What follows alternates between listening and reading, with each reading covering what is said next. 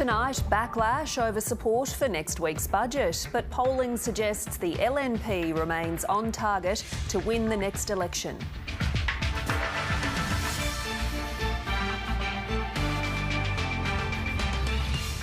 Townsville councillors unanimously pass a motion of no confidence against Mayor Troy Thompson.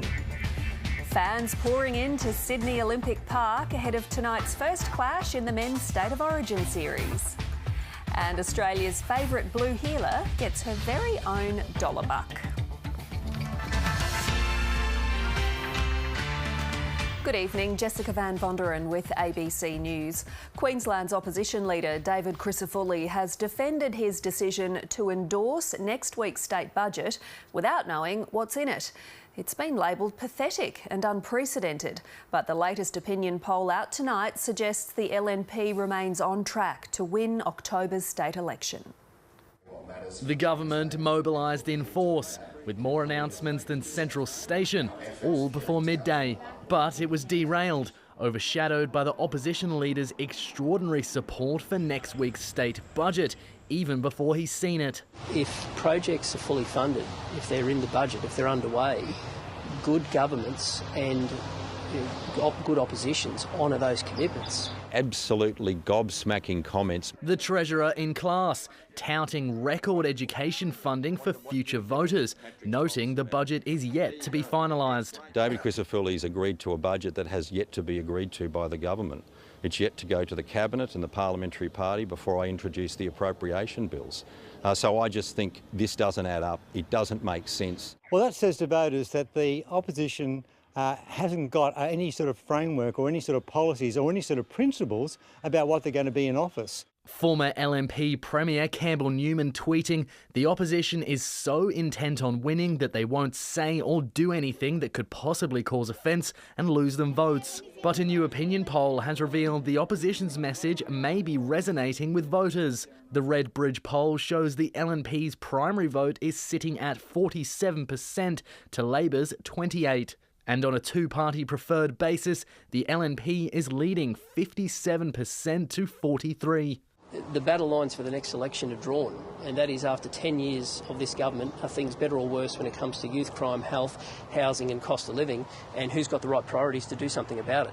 The LNP are so certain they've got the election won that they are now treating Queenslanders with contempt and arrogance. I don't think it's all over yet at all. So I think it'll be very interesting to see what's going to happen. And I think the opposition have really got to work out very, very quickly where they're going. Only 143 days till polling booths open. Alex Brewster, ABC News Brisbane. Townsville councillors have unanimously passed a no-confidence motion against Mayor Troy Thompson, who's admitted to making false statements about his military service and qualifications. They're calling on the local government minister to suspend him while the Crime and Corruption Commission investigates. Ratepayers ready to watch and a wall of security. Show starts in 10 minutes, boys and girls. Unprecedented scenes for a Townsville Council meeting. I have no idea what's going to happen, but I'm definitely needing to see. Mayor Troy Thompson has been under intense pressure to resign after admitting to inflating his military history. What do you think of the Mayor's conduct thus far? Pretty appalling. I think he should get a good kick up the butt, but I think he should keep his job because we the people voted him in. I want to hear him talk. Listen to his voice. They didn't get a chance. Troy Thompson was a no-show, taking leave from council while the Crime and Corruption Commission investigates. "I'm still mayor," he wrote on social media, telling followers he's taking a break for mental health reasons and to allow the investigation to take place without further pressures. In his absence, councillors unanimously moved a no-confidence motion. All those in favour? Requesting the local government minister step in to suspend or dismiss him. As a spouse of a veteran, I'm concerned of our reputational damage, not only within our garrison city, but also throughout the nation. The meeting live stream crashed due to public interest. Local Government Minister Megan Scanlon says she won't consider taking action until the CCC investigation is complete. The corruption watchdog has declined to comment on how long that process will take. The Premier says the Mayor should go. I think it's clear that he wouldn't have been elected if Townsville locals knew the truth. Councillors are determined to get back to business as usual, including preparing for the budget. We don't want all this chaos around us to stop us from doing our job. Deputy Paul Jacob will step up as acting mayor. Lily Nothling, ABC News, Townsville. Growth in the Australian economy has spluttered to a virtual standstill as households continue to juggle higher costs of living and larger mortgage repayments. But it might have been worse if it wasn't for spending on big ticket events like Taylor Swift and the Melbourne Grand Prix. It's the recession Australia isn't having yet, and the Treasurer is clinging to the hope it won't arrive. Any growth is welcome in these domestic and global circumstances that we confront. Unlike the 1990s, this is a recession that Australia had to have. The record population growth is keeping Australia out of recession. But per person, we've gone backwards for 5 quarters in a row. The economy barely grew in the March quarter, taking GDP to 1.1% for the year. Household spending provided a lifeline, with Australians not only forking out for essentials, but also splashing some cash on travel to Asia, concerts and sporting events. That meant they saved a smaller portion of their income. Government spending was also up, but investment across the economy was down. Well, forecasting is a difficult process. The Reserve Bank Governor, grilled at Senate estimates ahead of the data release, remains hopeful of avoiding a recession. The economy is very weak, but we've still got the labour market growing. But that didn't stop this sobering warning. If it turns out, for example, that inflation starts to go up again, or it's much stickier than we think, we're not getting it down, then we won't hesitate to move and raise interest rates again. Given the bank wants to prevent job losses, ANZ economists don't think that will happen. The chances of a hike, given they are trying to achieve and maintain the gains, as we heard a lot in Senate estimates today, that they're unlikely to hike again. The RBA meets again later this month. Most economists believe the March quarter GDP data won't affect the board's current holding pattern, with the chances of a rate cut by the end of the year now slightly higher. Rachel Papazzoni, ABC News. The Greens have been accused of inciting violent pro-Palestinian protests and the vandalism of politicians' offices in a fiery sitting of federal parliament. But the party's leader insists the Greens are supporters of peaceful protest. As Prime Minister Anthony Albanese doesn't get to spend a whole lot of time at his Sydney electorate office, and for the last 6 months none of his staff have been able to get in either. Enough is enough. Yeah. Frustration and anger over the picketing and vandalism of MPs' offices by pro-Palestinian protesters. Bipartisan blame for those accused of inciting it. The time for senators and members of parliament to continue to attend and inflame tension outside these offices must end. Yeah. The offices of elected members of parliament being targeted with red paint, with vile messages. The Greens should condemn it instead of condoning it. I will not be lectured to about peace and non-violence by people who back the invasion of Gaza. The Greens leader accusing Labor and the Coalition of ignoring the horrific human cost of war. Instead of talking about the victims, the Prime Minister wants to make it about himself. Insisting his party members, elected or otherwise, are not to blame. The Greens, as a party of peace and non-violence, support protest that is peaceful. What happened in Parliament today was the culmination of months of frustration from Labor and the Coalition that the Greens are using debate on the war in Gaza simply to win votes here at home. But the Greens' support for the Palestinian cause has been clear, long before this current chapter in the conflict began. And its argument that Australia isn't doing enough to call out Israel's offensive may well be resonating with parts of the community. Matthew Doran, ABC News, Canberra. Health insurer Medibank plans to defend allegations it breached privacy laws in the lead-up to a massive data breach almost 2 years ago. The Information Commissioner will argue that Medibank failed to take reasonable steps to protect the personal information of nearly 10 million customers, which resulted in hackers posting their names, addresses and Medicare card numbers to the dark web. With so many affected, the maximum fine could reach into the trillions of dollars. Ultimately, it will be up to the federal court to determine the appropriate penalty. Australia's online safety regulator has dropped a high-profile legal case against Elon Musk's social media giant X. The e-Safety Commissioner wanted the platform to take down videos of the stabbing of a Sydney priest. The battle has been lost. I made a strategic decision to withdraw here. But the e-Safety Commissioner warns the fight is just beginning. Let's face it, the war is going to be much longer and more extended. In the wake of the stabbing of a Sydney bishop in April, the Online Safety Authority wanted to force X and other companies to take down graphic vision of the attack. Not just here, but globally. The only way you can remove that content is at scale, is at the source. X and its billionaire owner were quick to claim the win. This case has raised important questions on how legal powers can be used to threaten global censorship of speech, and we're heartened to see that freedom of speech has prevailed. Freedom of speech is worth fighting for.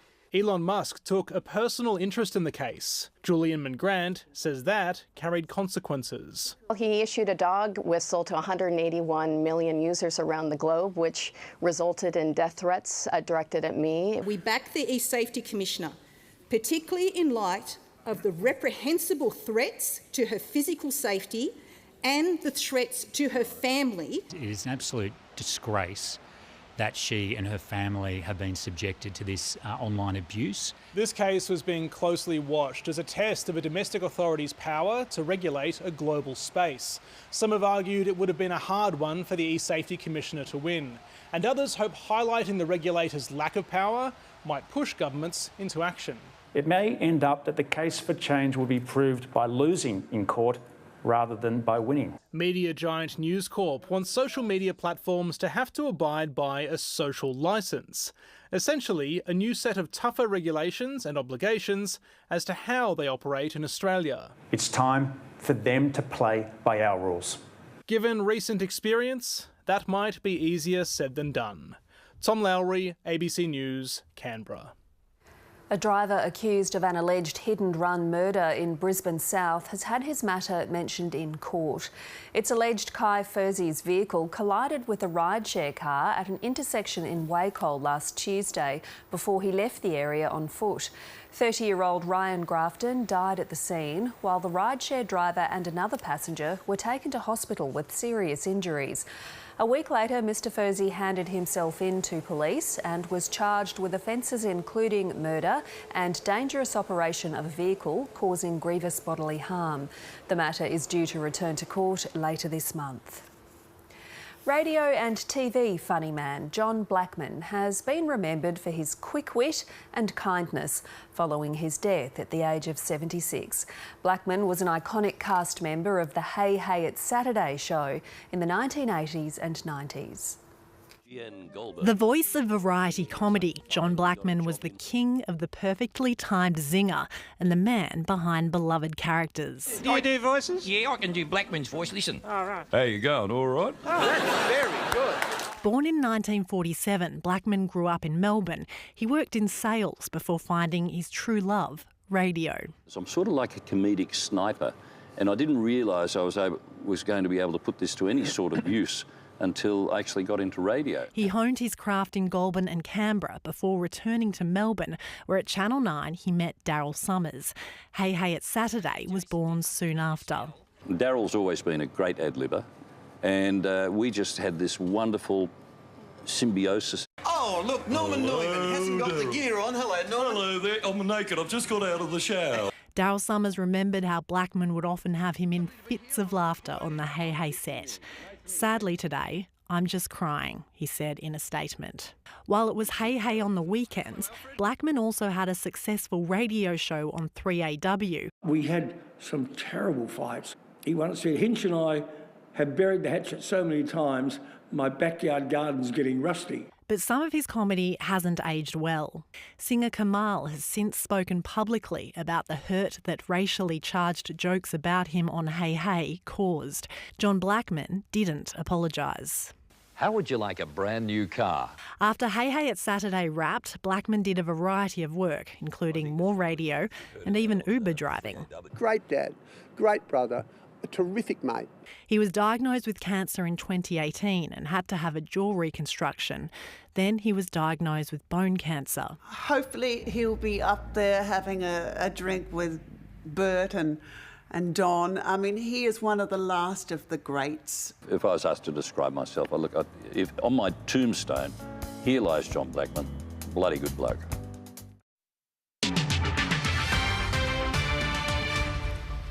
Graphic excerpts from Hunter Biden's memoir have been used against him in his criminal trial in the US state of Delaware. The president's son has pleaded not guilty to 3 charges stemming from the purchase of a gun in 2018. Hunter Biden arrived at court to hear his own words turned against him. The prosecution playing lengthy excerpts from the audiobook of his memoir, which he narrated. I've bought crack cocaine on the streets of Washington, D.C., and cooked up my own inside a hotel bungalow in Los Angeles. The First Lady, Joe Biden, and other family members listened as he described his descent into addiction. I possessed a new superpower, the ability to find crack in any town at any time, no matter how unfamiliar the terrain. I could get off a plane in Timbuktu and score a bag of crack. The prosecution told jurors Hunter Biden knew what he was doing when he lied to purchase a gun in 2018. No one is above the law. Addiction may not be a choice, but lying and buying a gun is a choice. But the defence argued Hunter Biden did not believe he was addicted when he wrote on the paperwork that he did not have a drug problem. The defence lawyer said his client had no intent to deceive. Earlier, one juror was replaced after sending a message to the judge that she didn't have a car and couldn't afford to get to the court by any other means. It was a reminder that it really is 12 ordinary Americans deciding a case with potential implications for a presidential election. Hunter Biden's ex-wife is likely to be called soon, followed by a former lover, his brother's widow. Barbara Miller, ABC News, Wilmington, Delaware. Indian Prime Minister Narendra Modi has been returned to power, but not with a majority. And so tonight, the PM and his ruling BJP party have been forced to meet with political allies. Modi! Modi! Claiming victory, a rock star welcome for an expected and historic win. It's only the second time an Indian Prime Minister has claimed a third term. We Indians will walk together towards the development of the country, and in this third term, the country will write a new chapter of big decisions. But it's not the triumph Mr. Modi or his party might have wanted. The ruling BJP lost seats to a stronger than expected opposition, and for the first time in a decade, it did not secure a majority on its own. The Prime Minister has lost his mandate. This is his political and moral defeat.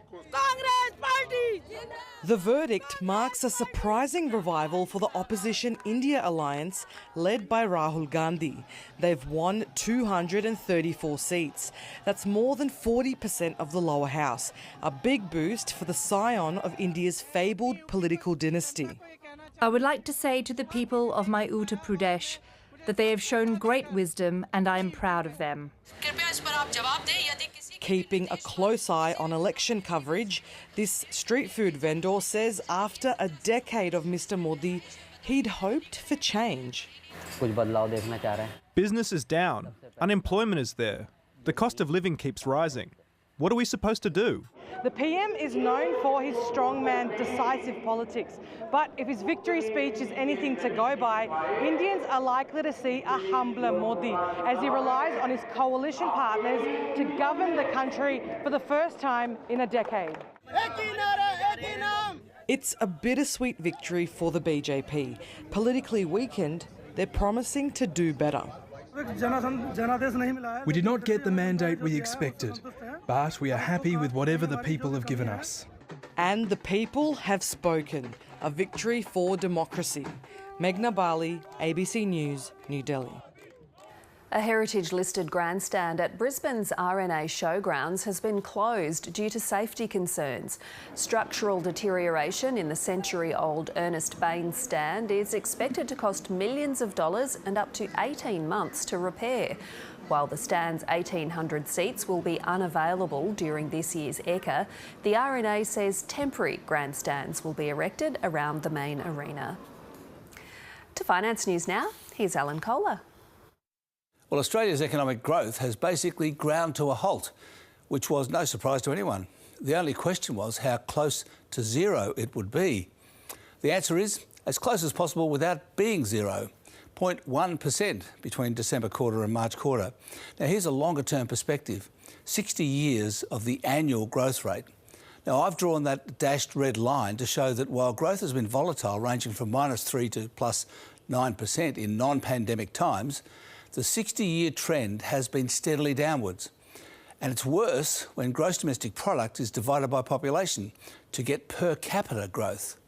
Reserve Bank Governor Michelle Bullock says this isn't very useful considering we have low unemployment, but I beg to differ.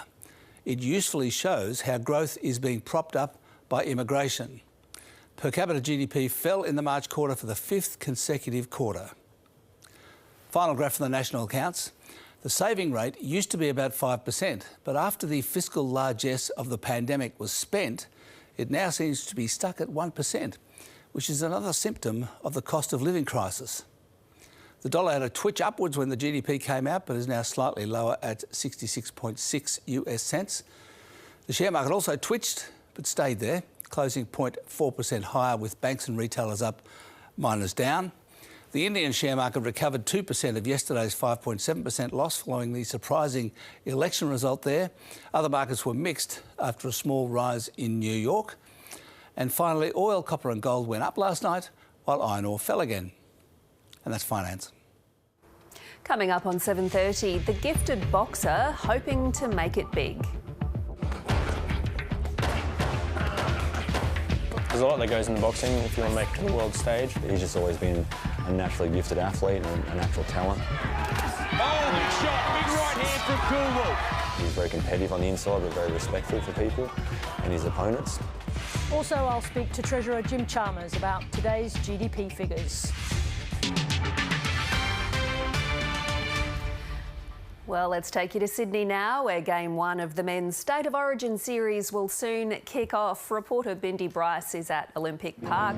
Bindi, how are these two rivals shaping up?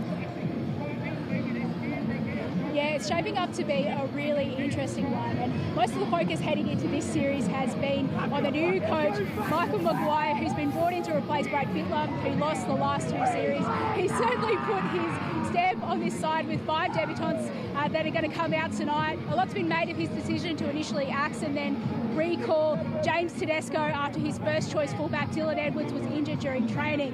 For you guys up there in Queensland, you're going to be looking at the young superstar fullback Reece Walsh, who's been absolutely electric in the NRL this year. But does he have the calmness and maturity to make the right decisions in the big moments? We'll have to wait and see. But yeah, look, it's an absolutely electric atmosphere here. Had a few Queenslanders behind me just then. This is what the fans look forward to. This is what the players dream of. And it's the pinnacle of rugby league. It should be a good one. Yes, I hope so. Bindi Bryce, thank you so much. Well, while all eyes are on this evening's game, there are only 24 hours until the women take centre stage again. The Sky Blues are hoping to wrap up the series at home, but the Maroons are still going into the match as favourites. It's not just Sydney in the Origin spotlight this week. Newcastle is preparing to make its Origin debut, hosting Game 2 in the Women's Series. It's going to be super special, and to be honest, I'm actually happy that we get to warm up on the field and sort of take it all in and, really embrace it, and it's, such a big milestone. It's the first time Origin has been played in the regional city. New South Wales goes into the clash 1-0 up, after a 22-12 victory in Brisbane last month. We haven't spoken too much the fact that it will wrap the series up. It's more about let's just get out there and win this game. The Sky Blues are set to field the same side, while the Maroons have switched captain Ali Brigginshaw from lock into her favoured halfback spot. Ali controls the field and we want her in that role and we need her in that role for this game, so she'll do a job for us tomorrow night for sure. This Origin series has been history-making for Women's Rugby League. It's the first full best-of-3 contest, and tomorrow night's match, the first ever Women's Origin sellout. What a moment for both teams, and really happy with how it's turned out. Just being here as well at Newcastle and being our home game and having it fully packed out, I think we just want to take it to that next level to kind of put footy on the map even more. Women's footy expanding on the map, in the stands and down on the field. Bridget Murphy, ABC News, Newcastle. The Royal Australian Mint has unveiled its most highly anticipated coins of recent times, featuring Australia's favourite family of blue heelers. The $1 coins, dollar bucks, will feature Bluey, the Heelers and the Grannies. They'll be available individually and as a 3-coin set, with just 30,000 of each minted. But they won't go into general circulation, and demand is expected to be so great, the Mint is encouraging people to register through an online ballot. The coins go on sale tomorrow morning. Interestingly, there are a few little sort of Easter eggs through the program as well. There's a long dog in each of the coins as well that people can be looking for. Weather now with Jenny Woodward, and it was a stunning sunrise, Jenny. Yes, Jess, just spectacular. And the photos tumbled in. Hello, everyone. So I thought we should have a feast of photos tonight. A lot of people braved the cold to capture the amazing colour. Some were out walking the dog, others looking over the Gold Coast hinterland, and beautiful in the west too. Now, this is Longreach. A very few keen people were in the pool, and there was an eager fisherman in Port Douglas. And it was also very nice at the end of the day in the tropics. Thanks everyone for the photos. They were just wonderful. Well, very cold this morning. Applethorpe dipping to -1 and chilly under the cloud cover today too. Just 16 this afternoon in Birdsville and Thargomindah. But it was warmer in the east ahead of the trough, where the temperatures were 2 to 5 degrees above average. We had 29 in Townsville, 27 for Cairns. A cold night across the city too. We had 4 in Gatton, Ipswich and also Gympie, 9 for the city, and then tops today of 21 to 23. On to the satellite, and a lot of cloud around, but most of the shower activity was around the southeast corner, not much in it, and there are a couple of storms in there as well, but only a few millimetres. We've got some high cloud over the tropics as well, but most of the weather action is over the southern states. We've got a low developing off the New South Wales coast, so that's going to bring wet weather to Sydney, up to 45 millimetres possible tomorrow, and there could be a few showers around for the game tonight. Cold in Canberra too, with 10 millimetres, 15 the top there, also 15 for Hobart and in Alice Springs. On to the chart, and the trough system very weak but still generating some isolated showers as it moves east, and we should see some falls of 5, possibly 10 millimetres around the southeast tomorrow, but it will be very hit and miss. Now the trough's going to be followed by that very cold westerly airflow extending right up to the tropics, where they can expect a burst of winter too. But with those big high pressure systems dominating, we're not likely to see a return to coastal showers until the middle of next week. Let's check forecasts now, and in the north there'll be some cloud about the coastal areas, clearing from the northwest, but no rain expected, and we'll have sunny skies inland, 24 the top in Charters Towers, 25 for Normanton. Mostly fine about the interior with sunny skies and south-southwesterly winds. Now they're going to ease through the day. There will be some early fog areas about the central and southeast parts of the Maranoa. 17 for Gundawindi, Miles and Roma, and only 18 in Windora. In the southeast, mostly sunny. There's the chance of some morning fog, a slight chance of a shower along the coastal fringe. That's more likely early in the morning. And there's also a chance on the granite belt, where Applethorpe's heading for 15 degrees. We're looking at 19 in Kingaroy, but we've got 23, 24 along the coastal fringe. In Brisbane, we could see some morning fog, but then a sunny afternoon. It'll be a warmer morning, 7 degrees in the morning, 11 in the city, and then tops of 23 degrees across the city, 7 to 23 in Bow Desert. On the bay, west-southwesterlies about 10 knots, seas below a metre, and then fine sunny days ahead for the city, cool to cold nights and cool to mild days. But Jess, we will have that burst of westerlies coming through on the weekend, but that won't last very long. OK, lovely. Jenny, thank you. That's ABC News to the moment. Stay with us for 7:30. Good night. Good night.